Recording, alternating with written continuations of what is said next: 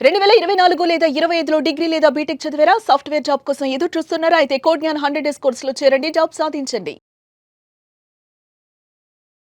High rise ఈ మాట వింటే నగర జీవనంలో ఉన్నటువంటి వాళ్ళకి ఒక రకమైన వైబ్రేషన్ వస్తది. ఈ వైబ్రేషన్ తగ్గట్టుగా మన హైదరాబాద్‌లో కూడా చాలా పెద్ద ఎత్తున స్కై స్క్రాపర్స్ వస్తున్నాయి.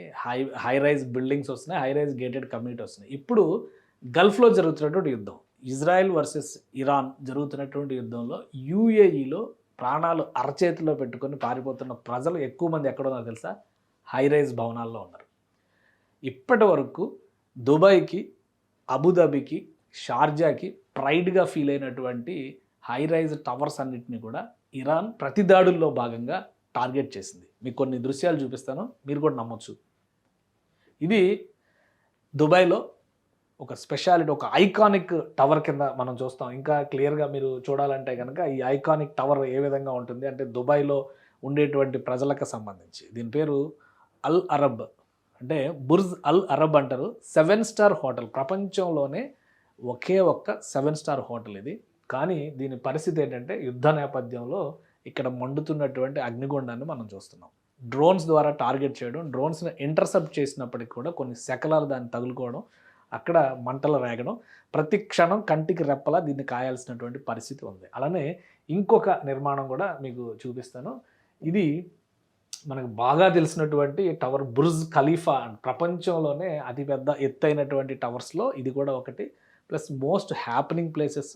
ఎలాంటి యాక్టివిటీస్ జరుగుతాయంటే అసలు వరల్డ్ క్లాస్ యాక్టివిటీస్ ఇక్కడ జరుగుతాయి. ప్లస్ ఇక్కడ కనిపిస్తున్నటువంటి డాట్ ఏంటంటే అటాక్ చేయడం కోసం వెళ్తున్నటువంటి డ్రోన్. దాన్ని బ్రేక్ చేశారు, దాన్ని డ్యామేజ్ చేశారు, ఇంటర్సెప్ట్ చేశారు. కానీ బుర్జ్ ఖలీఫా మొత్తాన్ని ఖాళీ చేసినటువంటి పరిస్థితి ఉంది. అలానే ఇంకొక దృశ్యం కూడా మీకు చూపిస్తాను. ఇది బుర్జ్ అల్ జుమేరా అంటారు. జుమేరా అనేటువంటిది ఒక వరల్డ్ క్లాస్ టూరిస్ట్ స్పాట్ అనమాట. సో ఇది అగ్నిగుండంలో మండుతుంది. ఇది కూడా హై రైజ్ టవర్స్. అసలు దుబాయ్ అంటేనే high rise towers, high rise lifestyle, అంటే స్కై విల్లాస్, వీటన్నిటిని మొదట అక్కడి నుంచి తీసుకొచ్చారు. అక్కడి నుంచి తీసుకొచ్చి మన దగ్గర ఇంపోర్ట్ చేశారనమాట. సో ఇక్కడ ఇది తాజా పరిస్థితి. ఇక్కడ కూడా సేమ్ డ్రోన్స్ అటాక్ జరిగినాయి. అటాక్ జరిగిన తర్వాత మొత్తం ఈ బిల్డింగ్ అంతా ఖాళీ చేసింది. నిన్న మొన్నటి వరకు అసలు ఈ భవనాలు, ఈ భవంతులు ఎలా ఉన్నాయో ఒకసారి మనం చూస్తే కనుక ఆశ్చర్యానికి లోనవుతాం. ఇది జుమేరాకి సంబంధించినటువంటి వరల్డ్ క్లాస్ టూరిజం స్పాట్. ఇది అసలు ఇక్కడ ఉండేటువంటి రెసిడెన్షియల్ విల్లాస్ కానీ మొత్తం కూడా ఖండాంతరాల నుంచి వచ్చినటువంటి ప్రజానేకంతో నిండిపోయి ఉండేటువంటి ప్రదేశాలు ఇవన్నీ.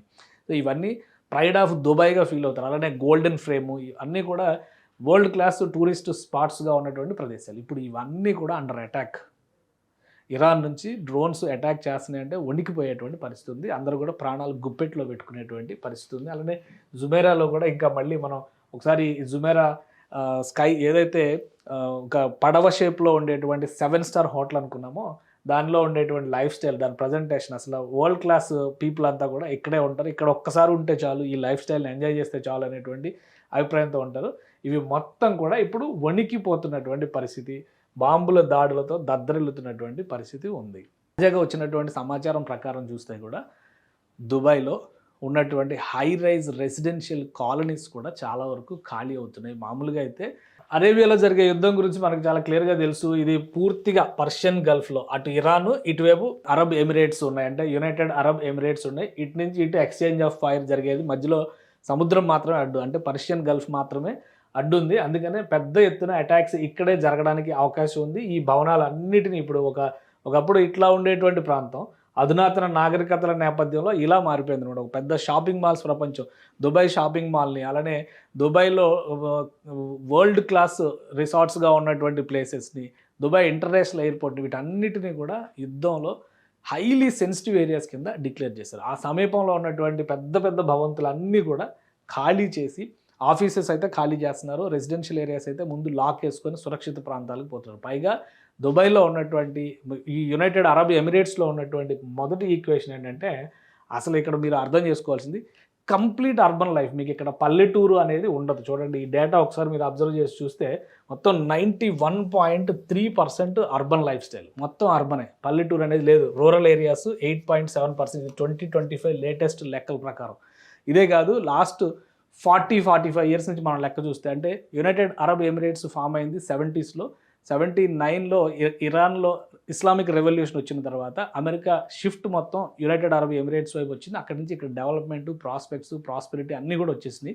ఆ క్రమంలో చూస్తే కనుక 91% అర్బన్ లైఫ్ స్టైల్కి అలవాటు పడిన వాళ్ళే. ఈ హై రైజ్ లైఫ్ స్టైల్ని వదిలేసి ఇప్పుడు వీళ్ళందరూ కూడా పల్లెల వెంట పరిగెడుతున్నారు. ఎక్కడ సేఫ్ ప్లేస్ ఉంటుంది, ఎక్కడ చిన్న చిన్న నివాసాలు ఉంటాయో, ఎత్తు తక్కువ ఉండేటువంటి నివాసాలు అయితేనే ప్రాణాలు కాపాడుకోవచ్చినటువంటి అభిప్రాయం వ్యక్తమవుతుంది. ఈ క్రమంలోనే భారీ భవంతులన్నీ కూడా ప్రస్తుతానికి ఖాళీ చేశారు. హైలీ సెన్సిటివ్ ఏరియాస్ కింద డిక్లేర్ చేసి యుఏఈలో బయట వీడియోగ్రఫీని కూడా నిషేధించారు. అన్నిటినీ చాలా సెన్సిటివ్గా పరిగణలోకి తీసుకుని చూస్తున్నారు. చాలా ప్రాణాలు కాపాడుకోవాలంటే కనుక అప్రమత్తంగా ఉండాల్సినటువంటి సందర్భంగా ఇది అనౌన్స్ చేస్తారు. ఈ టెన్షన్ వాతావరణం మరొక 3 రోజుల పాటు కొనసాగుతుంది అనేటువంటి అభిప్రాయం వ్యక్తం చేస్తున్నారు. అలానే 3 రోజుల పాటు వర్క్ ఫ్రమ్ హోమ్ కూడా పర్మిషన్స్ ఇస్తూ నిర్ణయాలు తీసుకుంది. అంటే ఏ ప్రైవేట్ కంపెనీలు కూడా ఆఫీసులు ఓపెన్ చేయడానికి లేదు. అందరూ వర్క్ ఫ్రమ్ హోమ్, ఇంటి దగ్గర నుంచి పని చేసుకోవాల్సిందే. రోడ్లపైన అనవసరంగా బయటికి రావడం అనేది తగదు అని చెప్పని హెచ్చరికలు ఎప్పటికప్పుడు జారీ చేస్తున్నారు. ఇరాన్ చేసేటువంటి కౌంటర్స్, వాటిని అడ్డుకునేటువంటి క్రమంలో డిఫెన్స్ సిస్టమ్స్ పనిచేస్తున్నటువంటి విధానం. మొత్తం మీద హై రైజ్ లైఫ్ స్టైల్ అంటే మోజుపడ్డ వాళ్ళందరూ ఇప్పుడు బతుకు జీవుడా అంటూ ప్రాణాలు గుప్పెట్లో పెట్టుకొని బయటకు వెళ్లాల్సినటువంటి పరిస్థితి ఏర్పడింది యుఏఈలో. ఈ మాట వింటే నగర జీవనంలో ఉన్నటువంటి వాళ్ళకి ఒక రకమైన వైబ్రేషన్ వస్తుంది.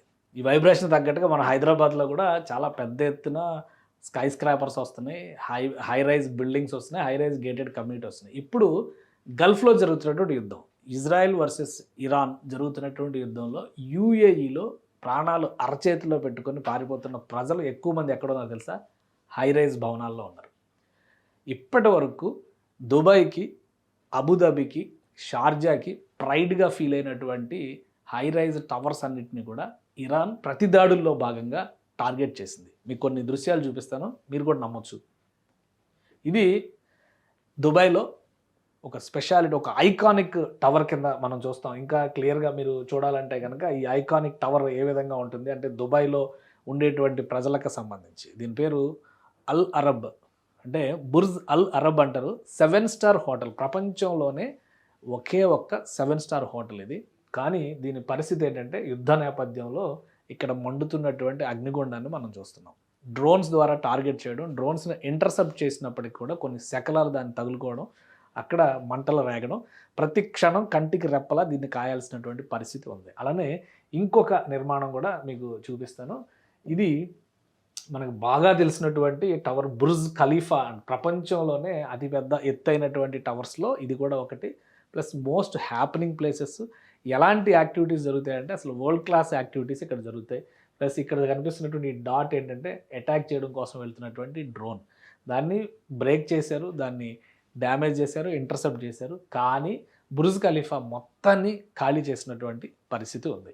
అలానే ఇంకొక దృశ్యం కూడా మీకు చూపిస్తాను. ఇది బుర్జ్ అల్ జుమేరా అంటారు. జుమేరా అనేటువంటిది ఒక వరల్డ్ క్లాస్ టూరిస్ట్ స్పాట్ అనమాట. సో ఇది అగ్నిగుండంలో మండుతుంది. ఇది కూడా హై రైజ్ టవర్స్. అసలు దుబాయ్ అంటేనే high rise towers, high rise lifestyle, అంటే స్కై విల్లాస్, వీటన్నిటిని మొదట అక్కడి నుంచి తీసుకొచ్చారు. అక్కడి నుంచి తీసుకొచ్చి మన దగ్గర ఇంపోర్ట్ చేశారనమాట. సో ఇక్కడ ఇది తాజా పరిస్థితి. ఇక్కడ కూడా సేమ్ డ్రోన్స్ అటాక్ జరిగినాయి. అటాక్ జరిగిన తర్వాత మొత్తం ఈ బిల్డింగ్ అంతా ఖాళీ చేసింది. నిన్న మొన్నటి వరకు అసలు ఈ భవనాలు, ఈ భవంతులు ఎలా ఉన్నాయో ఒకసారి మనం చూస్తే కనుక ఆశ్చర్యానికి లోనవుతాం. ఇది జుమేరాకి సంబంధించినటువంటి వరల్డ్ క్లాస్ టూరిజం స్పాట్. ఇది అసలు ఇక్కడ ఉండేటువంటి రెసిడెన్షియల్ విల్లాస్ కానీ మొత్తం కూడా ఖండాంతరాల నుంచి వచ్చినటువంటి ప్రజానేకంతో నిండిపోయి ఉండేటువంటి ప్రదేశాలు ఇవన్నీ. సో ఇవన్నీ ప్రైడ్ ఆఫ్ దుబాయ్గా ఫీల్ అవుతారు. అలానే గోల్డెన్ ఫ్రేము, ఇవన్నీ కూడా వరల్డ్ క్లాస్ టూరిస్ట్ స్పాట్స్గా ఉన్నటువంటి ప్రదేశాలు. ఇప్పుడు ఇవన్నీ కూడా అండర్ అటాక్. ఇరాన్ నుంచి డ్రోన్స్ అటాక్ చేస్తున్నాయి అంటే వణికిపోయేటువంటి పరిస్థితి ఉంది. అందరూ కూడా ప్రాణాలు గుప్పెట్లో పెట్టుకునేటువంటి పరిస్థితి ఉంది. అలానే జుమేరాలో కూడా ఇంకా మళ్ళీ మనం ఒకసారి జుమేరా స్కై ఏదైతే ఒక పడవ షేప్లో ఉండేటువంటి 7 స్టార్ హోటల్ అనుకున్నామో దానిలో ఉండేటువంటి లైఫ్ స్టైల్, దాని ప్రజెంటేషన్, అసలు వరల్డ్ క్లాస్ పీపుల్ అంతా కూడా ఇక్కడే ఉంటారు. ఇక్కడ ఒక్కసారి ఉంటే చాలు, ఈ లైఫ్ స్టైల్ని ఎంజాయ్ చేస్తే చాలు అనేటువంటి అభిప్రాయంతో ఉంటారు. ఇవి మొత్తం కూడా ఇప్పుడు వణికిపోతున్నటువంటి పరిస్థితి, బాంబుల దాడులతో దద్దరిల్లుతున్నటువంటి పరిస్థితి ఉంది. తాజాగా వచ్చినటువంటి సమాచారం ప్రకారం చూస్తే కూడా దుబాయ్లో ఉన్నటువంటి హై రైజ్ రెసిడెన్షియల్ కాలనీస్ కూడా చాలా వరకు ఖాళీ అవుతున్నాయి. మామూలుగా అయితే అరేబియాలో జరిగే యుద్ధం గురించి మనకు చాలా క్లియర్గా తెలుసు. ఇది పూర్తిగా పర్షియన్ గల్ఫ్లో, అటు ఇరాన్, ఇటువైపు అరబ్ ఎమిరేట్స్ ఉన్నాయి, అంటే యునైటెడ్ అరబ్ ఎమిరేట్స్ ఉన్నాయి. ఇటు నుంచి ఇటు ఎక్స్చేంజ్ ఆఫ్ ఫైర్ జరిగేది. మధ్యలో సముద్రం మాత్రమే అడ్డు, అంటే పర్షియన్ గల్ఫ్ మాత్రమే అడ్డు ఉంది. అందుకనే పెద్ద ఎత్తున అటాక్స్ ఇక్కడే జరగడానికి అవకాశం ఉంది. ఈ భవనాలన్నిటిని ఇప్పుడు ఒకప్పుడు ఇట్లా ఉండేటువంటి ప్రాంతం అధునాతన నాగరికతల నేపథ్యంలో ఇలా మారిపోయింది అనమాట. ఒక పెద్ద షాపింగ్ మాల్స్ ప్రపంచం.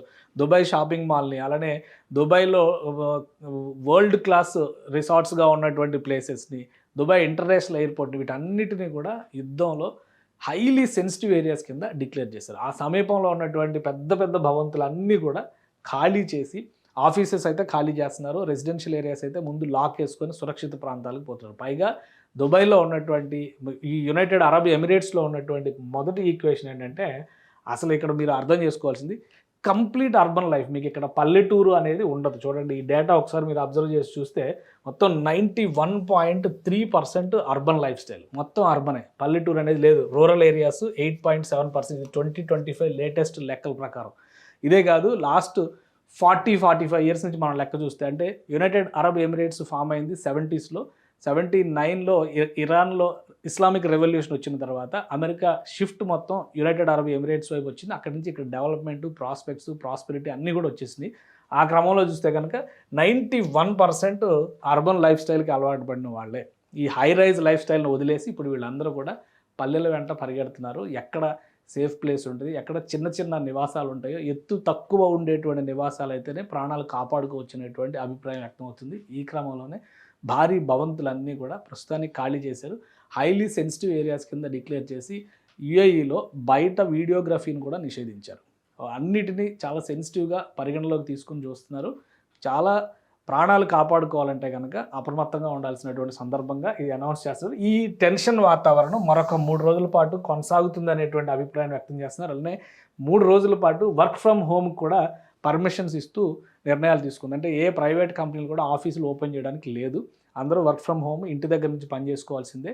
రోడ్లపైన అనవసరంగా బయటికి రావడం అనేది తగదు అని చెప్పని హెచ్చరికలు ఎప్పటికప్పుడు జారీ చేస్తున్నారు.